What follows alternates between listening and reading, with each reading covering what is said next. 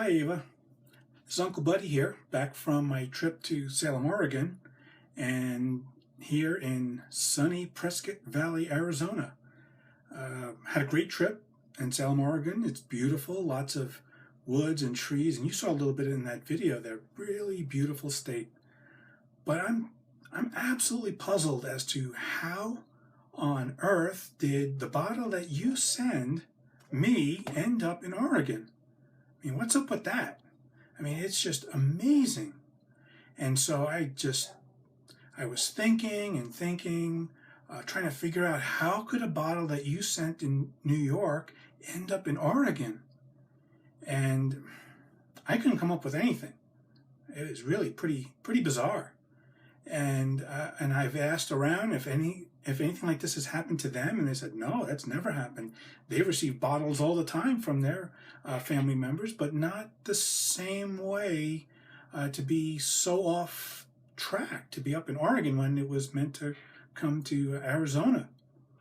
So I sent the bottle to a chemical analysis lab to see if they could find anything on the bottle itself that might give us a clue as to what happened to the bottle. And they had the bottle for a while, and they ran their tests. They have some really highly technical equipment to be able to analyze any little bits of pieces of things that are on the bottle, microscopic and all of that. And so received a report back. And so I'd like to show you what that report looks like, and maybe it'll give us a clue. So I sent the bottle to Licidion, which is a chemical analysis lab, and they had it for a little while. And they ran through a bunch of tests, and they gave me a report. They sent me the report. And they seem to be a reputable company. I did find them online, just did a Google search on chemical analysis, and they showed up there. And so they have a breakdown of all the chemical compounds that they found and the level of chemical in the compounds. And you can see there's isopropyl alcohol and cranium dioxide, some odd things. I don't know what half these things are.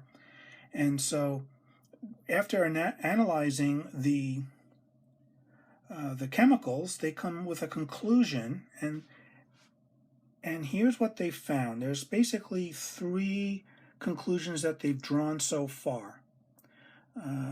Adirondack black bear saliva, new pulse, 99.4%. The Adirondack black bear is located in the northeastern part of New York State. The saliva sample on the bottle has been traced to a population of bears living in New Paltz. That's interesting.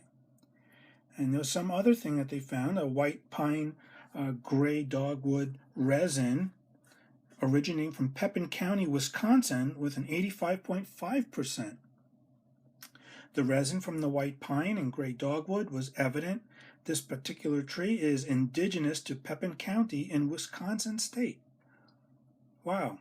So somehow this bottle ended up somewhere in contact with a white pine tree in Pepin County, Wisconsin. And here's something interesting. Epithelial tissue unknown species, 96.2%. The epithelial tissue sample tested does not match any DNA samples of known mammals on file. The sample was sent to the Center for Disease Control in Atlanta, Georgia, for additional analysis. Their results confirm that the tissue is from an unknown species of animal. Wow. So now that leaves me with a couple of thoughts. So, according to the conclusions made by this chemical analysis lab, there was saliva from a black bear located in New Paltz. So the bear must have taken the bottle in his mouth, that's where saliva is, and carried it away. Do bears take bottles? Actually, they do. And you could ask your dad, because when he was a baby, around 2 years old, he used to drink out of a bottle, like we all did when we were babies. And we lived in a house right by the edge of the woods in New Paltz. And one day, Uncle Al, Dad left his bottle on the floor in the kitchen, and there's a doorway right there into the woods. And a bear actually took the bottle from the kitchen and went off into the woods, never to see his bottle again. And from that point on, Dad drank his milk out of a glass, a sippy cup, and then a glass. But a bear actually took his bottle. And you could ask your dad about the bear who took the bottle. It's quite possible that the bear who took Dad's bottle is the same bear, or maybe the child of the bear who took this bottle. So somehow this bear in New Paltz found your bottle, took it in its mouth, and traveled probably to Wisconsin. That's where the resin from the white pine tree came from.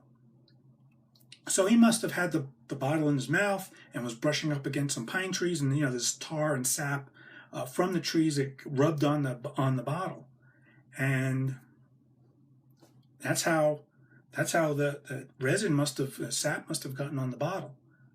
But that's where things get kind of weird. There's this skin tissue, like flaky skin that comes off of an unknown species, and the lab couldn't find it, find out what it came from, and the Center for Disease Control in Atlanta couldn't figure it out. It's not on their database they have samples of all different types of skin cells, and it didn't match theirs. So what's going on there? So we're just going to keep on digging in and finding out. I may actually have the opportunity to interview the lab technician who ran the tests on the bottle, and maybe she can give us some insight into what she found. I'm hoping to be able to get her on a Skype call or something, and we can record that. That'd be pretty interesting. And what I'm going to do is show you the possible route where the bottle went being taken by this bear. So that'll be coming up in a moment. So here's a map of the United States, and up in the upper right corner is where New Paltz and Kingston are.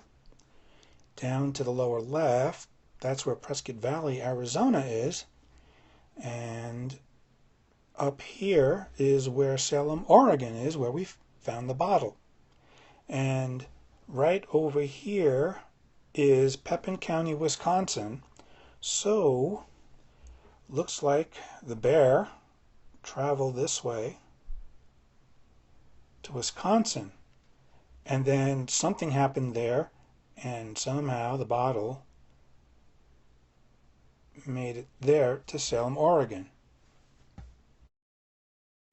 Here's a close-up of a map from New York to around Wisconsin and Minnesota. And so we have a little push pin there by New Paltz, and the path that the bear may have taken across New York State. I think he probably went across Niagara Falls, swimming and all of that, across Canada here, and then to Michigan, and probably was tired of swimming, so he didn't cross the Great Lakes there, but went down Indiana and Illinois, back up to Wisconsin. I'm sure he had some delicious Wisconsin cheddar cheese. That's what Wisconsin is famous for, is their cheddar cheese. So wouldn't surprise me if the bear stopped and had some cheese along the way, and somehow went to a forest in Pepin County where he dropped the bottle. And that's where the trail ends at this point. So that's what I think happened so far with the bottle up to Pepin County, Wisconsin. And still, it's a mystery.